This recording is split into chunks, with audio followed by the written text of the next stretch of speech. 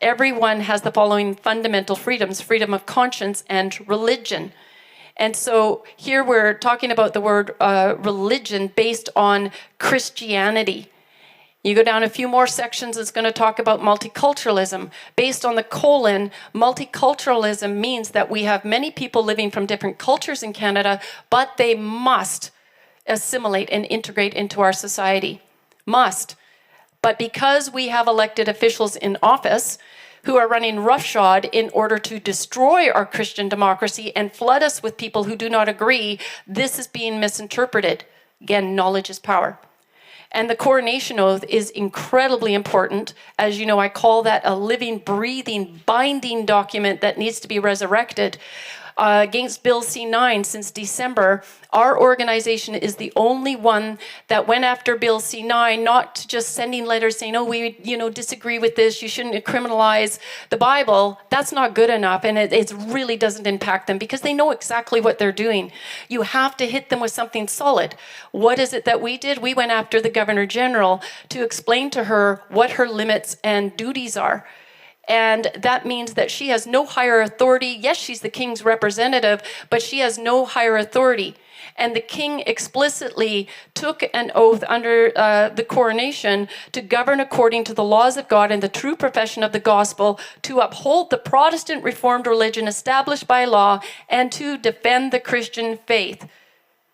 And I say, when this oath is honored, liberty and justice flourish. When it is ignored, diminished, or violated, our entire constitutional order is placed in jeopardy, which is what we're seeing. Because they don't want you to know about the Coronation Oath. And the Coronation Oath, everything, the Constitution, the Charter, everything else that followed afterwards must apply to the Coronation Oath and uphold it as far as our Christian principles are concerned. So because of this, we believe, you've just heard about the new appointment of the new Attorney General. Okay, her name is Louise Arbour, and she is a full-on United Nations globalist.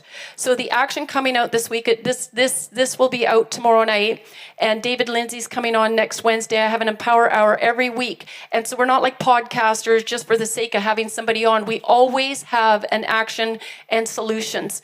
And that's why if you haven't joined Action for Canada, please do that, because we are pressing down, we are having wins, and we've got to win this. But we believe that Carney handpicked this individual because of the awareness campaign that we've had in the last 5 months, flooding the Governor General with hundreds, if not thousands, of letters by mail and also by email advising her of her duties and her limits. And MPs, and now we've even got letters that have been going to the Senate, that you cannot put a legislation forward that's in violation of our Christian foundation. She does not have more power than the king. Charles did not want to take the oath, but he had to take the oath. He swore the oath, which means that the Commonwealth still needs to be governed by Christian principles.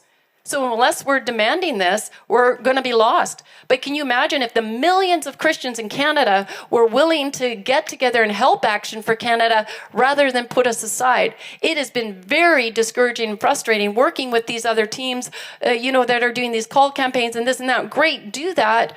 But come on, you have to be strategic. You have to hit them based on what is binding.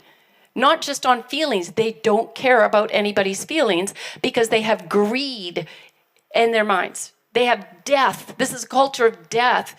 You don't reason with the devil. You take him down with the truth.